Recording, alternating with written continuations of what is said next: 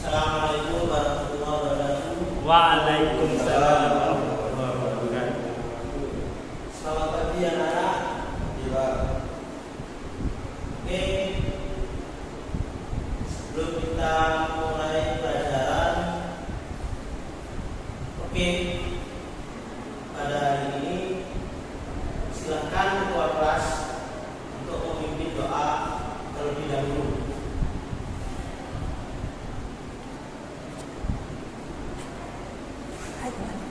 Doa mulai.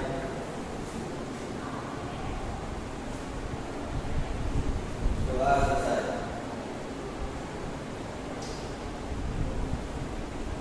Pada kesempatan kali ini Bapak akan mencoba menjelaskan. Oh iya, Bapak lupa. Sebelumnya Bapak absen dulu ya.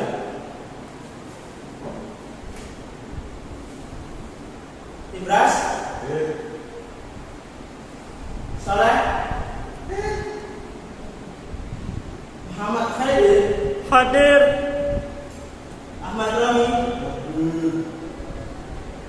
Apakah ada yang belum saya absen? Semua Pak. Semua Pak. Oke. Hadir. Lanjut ya. Ya. Ini materi pada pagi hari ini yaitu menjelaskan, Bapak akan menjelaskan tentang materi sholat jamaah dan sholat munfarid.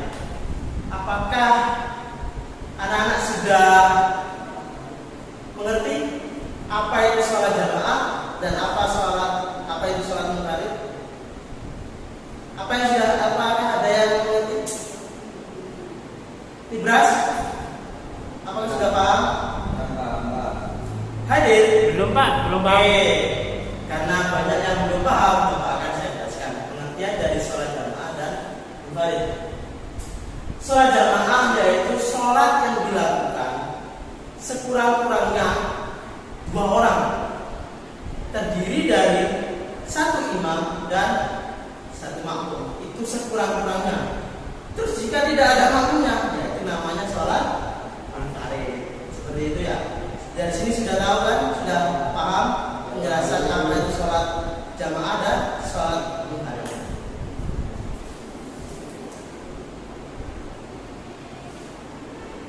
Nah, itu kan ya. Yang poin A yaitu ketentuan sholat berjamaah. Pengertian sholat berjamaah dan dasar hukumnya. Berjamaah berasal dari bahasa Arab yang artinya jamak, berkumpul atau banyak. Sholat berjamaah adalah sholat yang dilakukan bersama-sama, yang seperti apa yang saya jelaskan tadi, yaitu sekurang-kurangnya harus 2 orang, terdiri dari imam dan makmum. Hukum sholat berjamaah, hukum asalnya yaitu sunnah muakkad. Ada juga yang mengatakan fardu kifayah. Maksudnya fardu kifayah jika satu daerah tersebut sudah melakukan sholat jamaah atau salah satu warga yang sudah melakukan sholat jamaah, gugurlah kewajiban dari kampung tersebut. Jadi,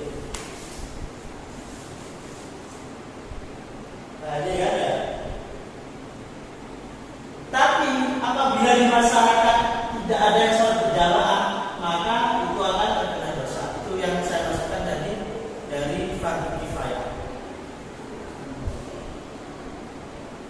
Nah, ini dasar hukumnya. Sholat berjamaah bisa dibacakan Ibras. Yang mana Pak? Itu yang dasar hukum sholat berjamaah. Yang artinya dari Abdullah bin Umar radhiyallahu anhu, Rasulullah SAW bersabda, salat berjamaah lebih utama dari salat sendirian sebanyak 27 derajat. Hadis riwayat Bukhari dan Muslim. Yaitu dibacakan lanjutan. Kemudian poin kedua, keutamaan salat berjamaah daripada salat munfarid atau sendiri adalah sifat munfarid adalah salat munfarid adalah salat yang dilakukan sendirian. Cara melakukannya sesuai dengan ketentuan sholat seperti syarat dan rukun sholat. Keutamaan sholat berjamaah daripada sholat munfarid dapat disimak pada hadis Nabi Muhammad SAW dari Abu Hurairah, Rasulullah SAW bersabda, sholat berjamaah seorang laki-laki lebih baik baginya daripada sholat sendirian di rumahnya, dan keutamaannya sebanyak 20 derajat lebih.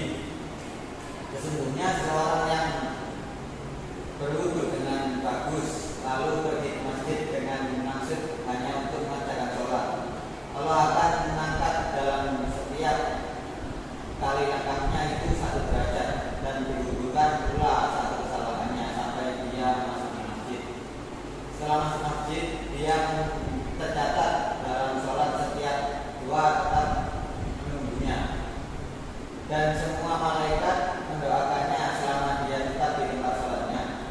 Malaikat itu berdoa, wahai Allah, sayangilah dia, ampunilah dia, terimalah tobatnya selagi dia tidak mengganggu dan tidak berhadas. Di sini kan sudah paham ya, keutamaan itu sholat berjamaah itu sangat banyak. Di situ dijelaskan sholat jamaah itu lebih baik daripada sholat munfarid, yaitu sholat sendirian. Lebih pahalanya 20 derajat ya, sudah dijelaskan. Terus sholat berjamaah tidak hanya berlaku pada sholat fardu saja.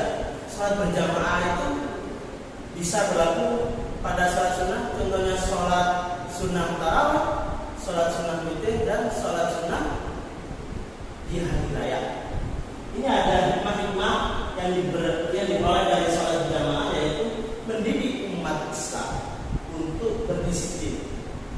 Karena di dalam sholat berjamaah itu diajarkan ketika sudah ada orang harus bergegas menuju masjid untuk menunaikan sholat berjamaah. Dan situ kan sudah diatur ya supaya kita disiplin dalam segi. Terus yang B, mendidik umat Islam untuk kompak, searah, sejalan, dan derajat. Mendidik umat Islam untuk taat kepada pimpinan. Kan di dalam sholat berjamaah itu ada imam dan makmum, ini harus taat kepada imam. Apa yang dikerjakan imam harus diikuti oleh makmum sesuai dengan syariat yang diajarkan oleh agama Islam. Terus yang keempat, menumpuh tanggung jawab terhadap umat Islam secara keseluruhan. Karena di dalam sholat berjamaah itu imam bertanggung penuh atas apa yang sudah dilakukan. Jika ada kesalahan pada imam atau sholat berjamaah itu, dosa itu bertanggung penuh. Seperti itu.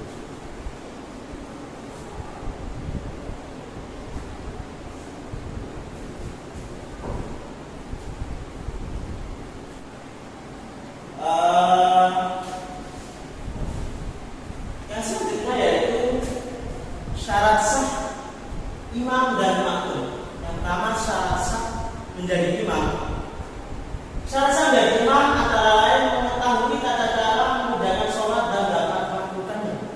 Seseorang imam itu harus mengetahui tata cara dari awal sholat sampai di akhir sholat.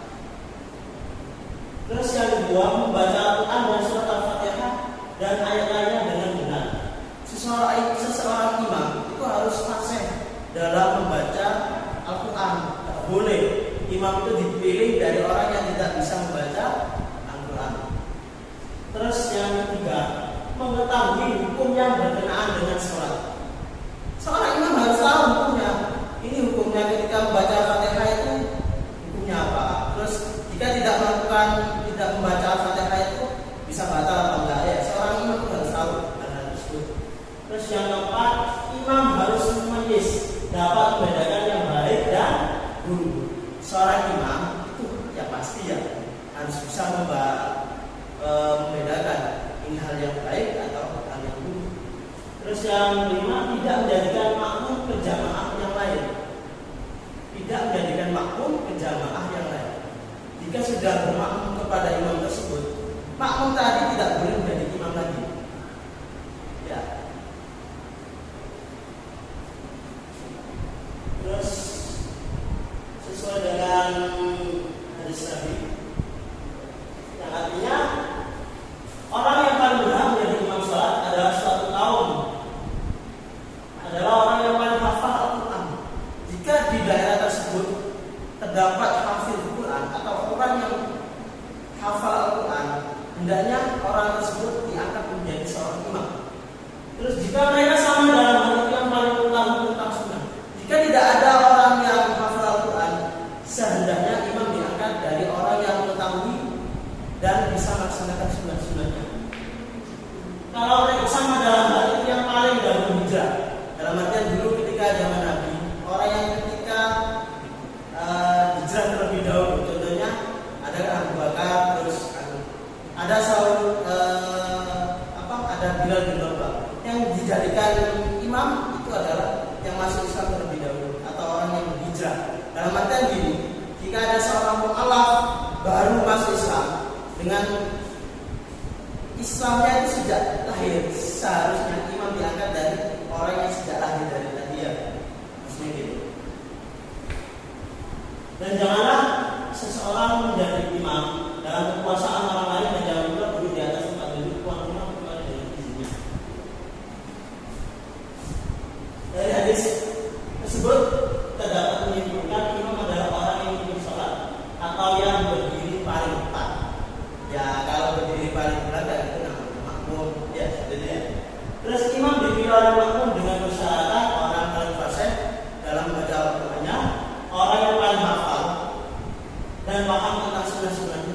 Yang maksudnya ini orang yang hafal Quran atau hafal hadis Nabi ya. Terus jika mereka kemampuannya sangat tinggi, kan yang paling tua usianya. Dalam artinya usia itu bukan patokan ya, usia di sini yang hijrahnya tadi terlebih dahulu. Dalam artian masuk Islamnya. Ya.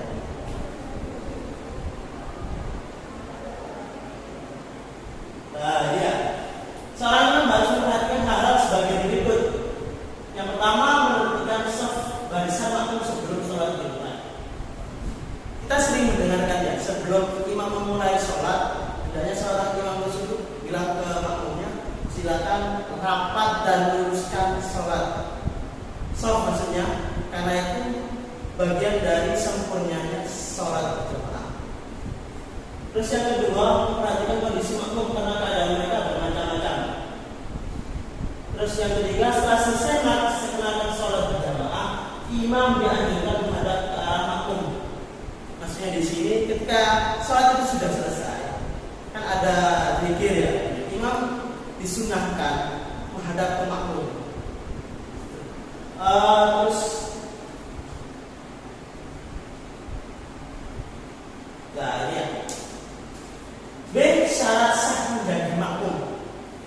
Yang pertama, makmum adalah, pengertian makmum itu adalah yang dipimpin, dalam artian atau pengikut sholat. Makmum itu mengikut gerakan dari imam.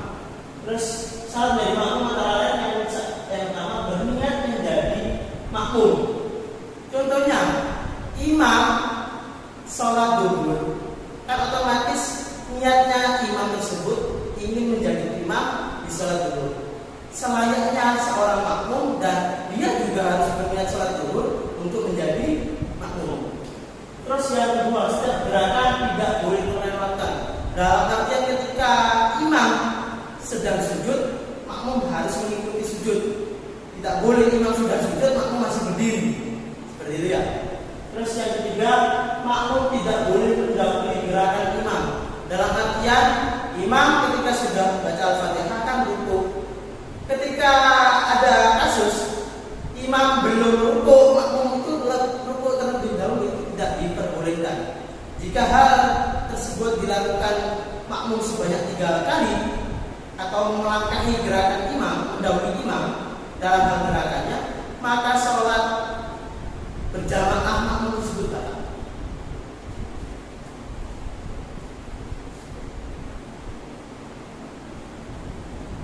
Nah, ya. Dan keempat, makmum memperhatikan dan mendengarkan ayat yang dibaca imam. Dalam artian, ketika imam sudah membaca surat Fatihah, seharusnya makmum harus menyimak dengan sebaik-baiknya. Dan jika imam membaca surat pendek, makmum juga harus menyimak dan mendengarkan. Jika ada kesalahan pada imam, makmum mendengarkan. Terus yang kelima, makmum harus berlapang dada dan mengikhlaskan yang menjadi imam. Makmum harus terima jika ada seseorang menjadi imam. Tak boleh. Ini imam ini tak benar, itu tak boleh. Terus yang keenam, makmum yang depan hendaklah yang hafal bacaan Al-Quran. Dalam artian ada imam, di belakangnya imam lurus dengan imam atau di saf pertama. Itu adalah orang-orang yang hafal Al-Quran, diusahakan. Jika tidak ada orang yang hafal Al-Quran, diusahakan orang yang paham tentang sunnah-sunnahnya, sunnah Nabi maksudnya. Dalam artian di sini paham dan bisa mengerti tentang pengertian sholat tersebut, gerakan sholat dan pahamnya. Terus ini ya, jika kemungkinan imam lupa seperti apa yang sudah saya jelaskan tadi, makmum bisa menggantikan. Dalam artian ketika imamnya batal atau lupa dalam bacaan, makmum bisa memperbaikinya.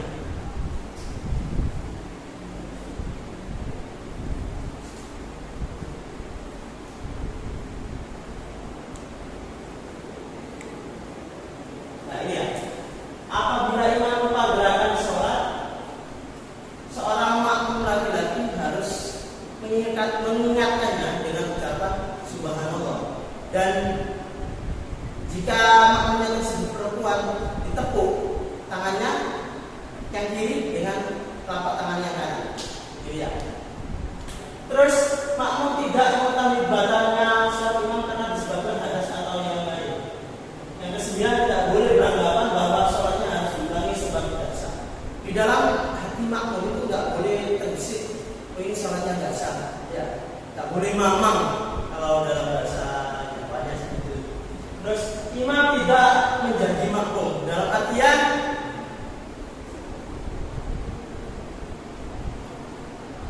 imam tidak boleh berniat menjadi makmum. Terus yang 11, makmum tidak boleh beriman kepada orang yang bodoh, yaitu orang yang tidak bisa membaca Al-Quran. Ini menjadi imam ini orang bodoh, nggak tahu tentang hadis Nabi, nggak bisa membaca Al-Quran. Makmumnya bisa membaca Al-Quran, bisa tahu tentang hadis Nabi, nggak boleh seperti itu ya. Seharusnya yang menjadi imam adalah makmum tersebut, karena seorang yang makmum yang saya jelaskan tadi bisa menghafalkan Al-Quran, bisa paham tentang Al-Quran dan bacaannya bagus. Terus yang ke-12, imam dan makmum harus berada pada satu tempat. Dalam artian tempat imam dan makmum itu harus di dalam satu ruangan atau di dalam satu tempat. Contoh, imam di masjid A, makmum juga harus di masjid A. Yang keempat, halangan sholat berjamaah. Hal-hal yang menjadi halangan sholat berjamaah itu benar ya? Iya. Yang pertama karena hujan. Sebagaimana sabda Nabi Muhammad SAW, dari Jabir, kami telah berjalan bersama Rasulullah SAW. Perjalanan kami kehujanan. Rasulullah SAW bersabda, orang yang tidak sholat, sholatlah di kendaraan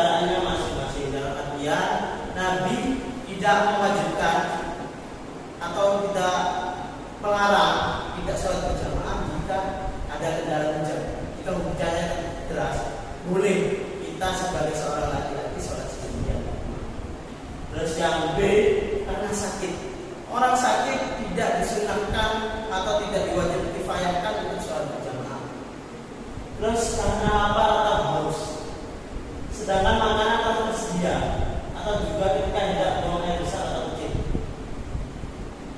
Jika kita lapar, sangat lapar, ya, kita itu harus mendahulukan makan terlebih dahulu. Karena apa? Jika waktunya masih ada, katakan sholat duhur, azan jam 12. Kita seharian belum makan sama sekali.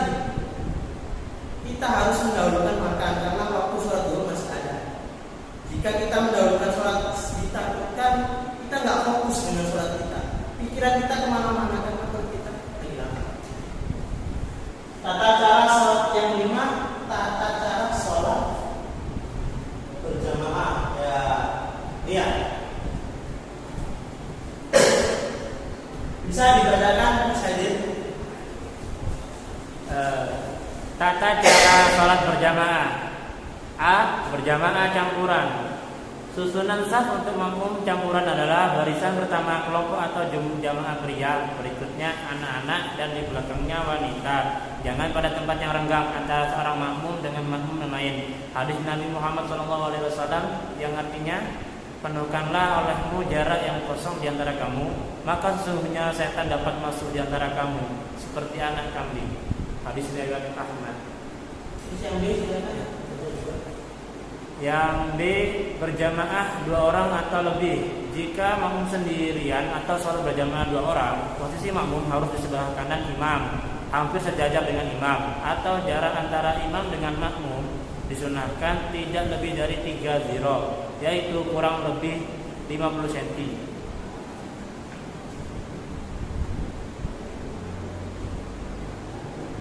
Nah, saya jelaskan ya.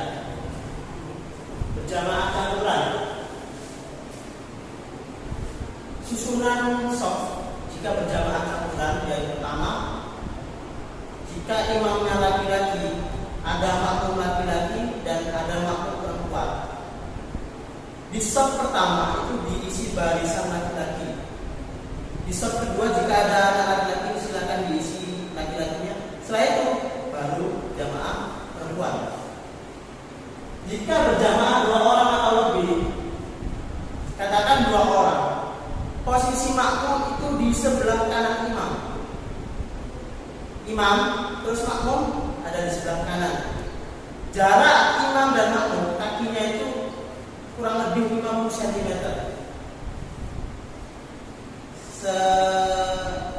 Satu lantai ya. Seperti itu.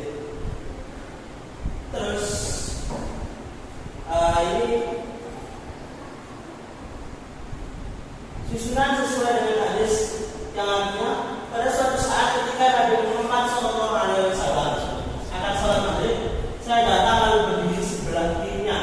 Beliau mencegahku dan menyuruhku berdiri di sebelah kanannya. Kemudian datang membantu, lalu kami berbaris di belakangnya. Akan tetapi jika makmum masuk, makmum yang kanan bergeser 1 langkah ke belakang dan makmum masuk tepat di belakang imam rapat dengan makmum muafik. Jika contoh saya sholat sendirian, terus ada seorang makmum yang masuk telat, itu posisinya sebelah kiri. Nabi menyuruh untuk makmum itu pindah ke sebelah kanan. Dalam artian Nabi tangannya dia pindahkan ke kanan seperti itu. Otomatis makmum yang aslinya berada di posisi kiri imam diarahkan ke kanan imam. Jika ada makmum yang masuk lagi makmum yang tadi itu mundur 1 langkah, bergeser ke kiri, sejajar dengan makmum yang terlambat yang punya tadi. Bisa dimengerti anak? Siapa?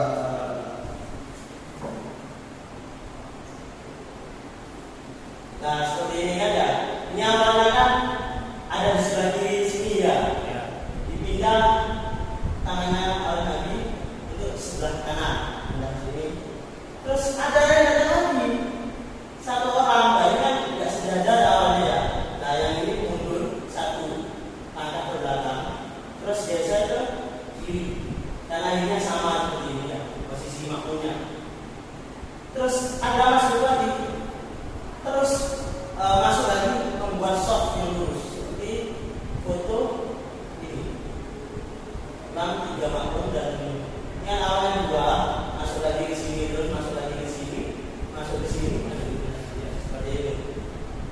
Terus ini poin yang 6.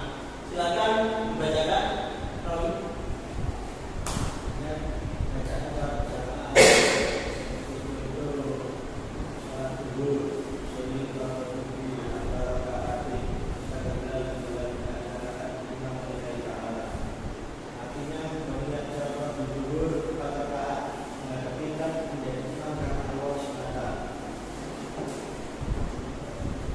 Ini ya, yang keenam niat bacaan sholat jamaah. Misalnya niat imam itu sholat duhur, bacaannya itu sholli fardhu arba'a raka'atin mustaqbilal qiblat keadaan imaman lillahi ta'ala.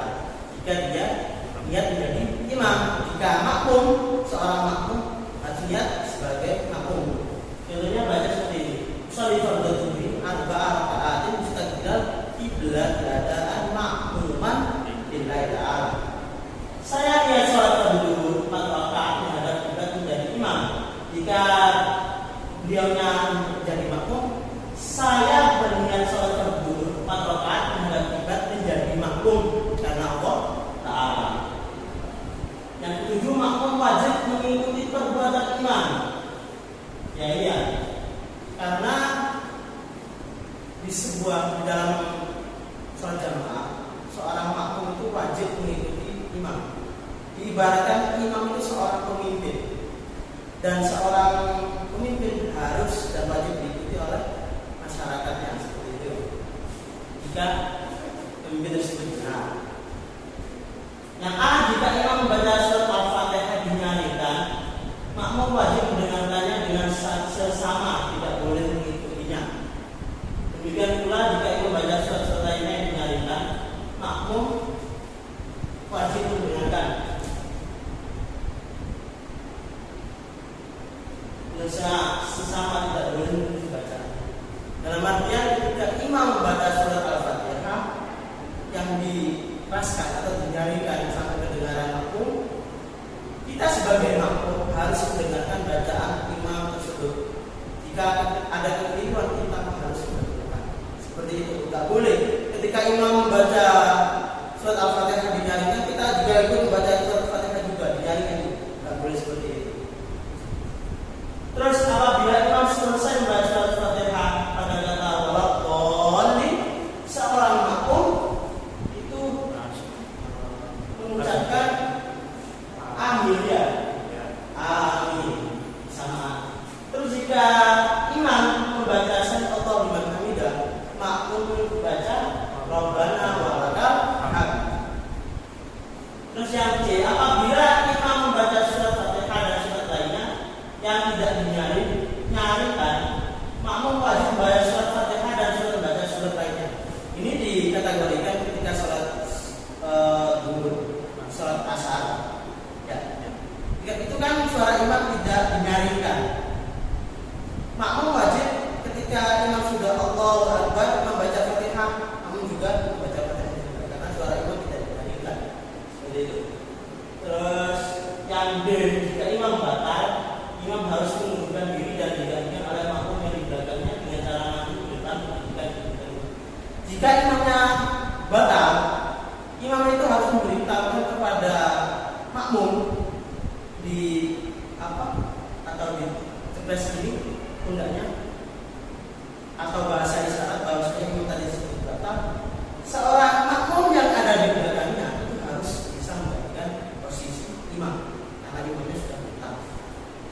Terus apabila imam keliru, makmumnya di belakangnya memperingatkan imam dengan bacaan Subhanallah.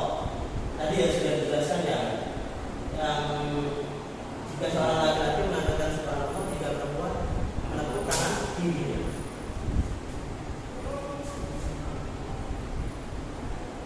Nah, ini untuk makmum masbuk dia harus menambah kekurangan rakaat. Contohnya seorang imam melakukan sholat fardu maghrib, sudah mendapatkan rakaat kedua, makmum baru masuk. Otomatis makmum kan mengikuti gerakan imam. Makmum ketinggalan 1 rakaat, ketika imam sudah salam, makmum berdiri untuk menambah kekurangan jumlah rakaatnya tersebut. Terus yang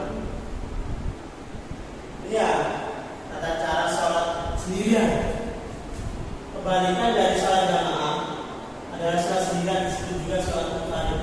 Munfarid itu adalah sholat yang dilakukan dengan sendiri. Berarti ya sholat yang dilakukan oleh diri sendiri, seorang diri yang dilakukan oleh dua orang, seperti itu. Yakni bagaimana ketika sholat zuhur, yakni usolli fardhu arba'atin mustaqbilal qiblat adaan lillah ta'ala, bukan adaan makmuman atau imaman, ya adaan lillah ta'ala. Mungkin itu saja yang bisa Bapak jelaskan. Ini ngantuk semua ini ya. Ayo silakan berdiri dulu anak. Berdiri. Ya ngantuk ya.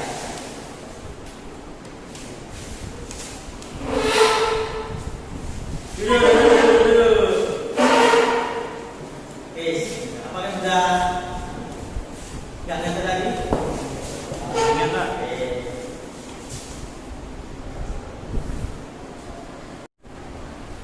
Itu saja penjelasan dari Bapak. Apakah anak-anak ada yang masih belum ngerti? Mungkin ada pertanyaan? Ada Pak? Oke, silakan. Saya mau tanya Pak, saya kan pernah sholat asar di masjid yang jumlah rakaatnya 3. Mungkin karena imamnya lupa, setelah itu beberapa saat saya langsung keluar karena ada kegiatan di sekolah. Nah, saya mau tanya, bagaimana hukumnya? Hukum sholat tersebut. Ya. Oke. Ini ya. Ini ada kejadian di masjid, katakan Masjid Al-Hidayah. Seorang imam dan makmum melakukan sholat berjamaah, sholat asar.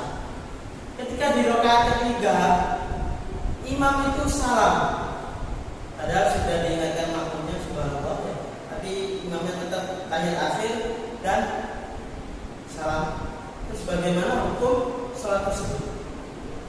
Seorang makmum harus mengingatkan imam untuk menambah rakaat yang kurang tadi.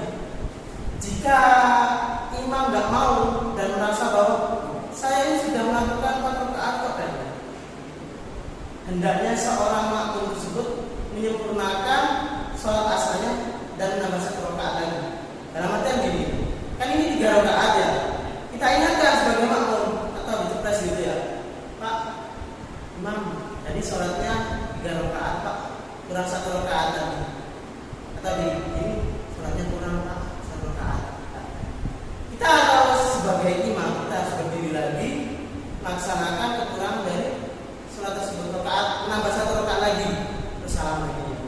Jika imamnya tidak mau diingatkan dan merasa bahwa saya sudah lengkap kok 4 rakaat, kita seharusnya menjadi makmum ya sholat sendirian aja.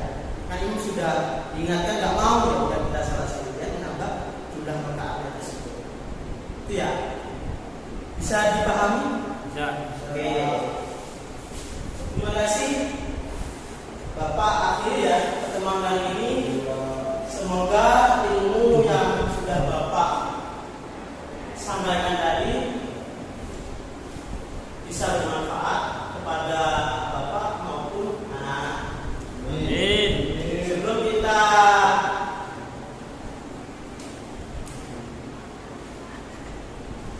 menyelesaikan atau mengakhiri pertemuan pada kali ini, kita membaca doa kafaratul majlis.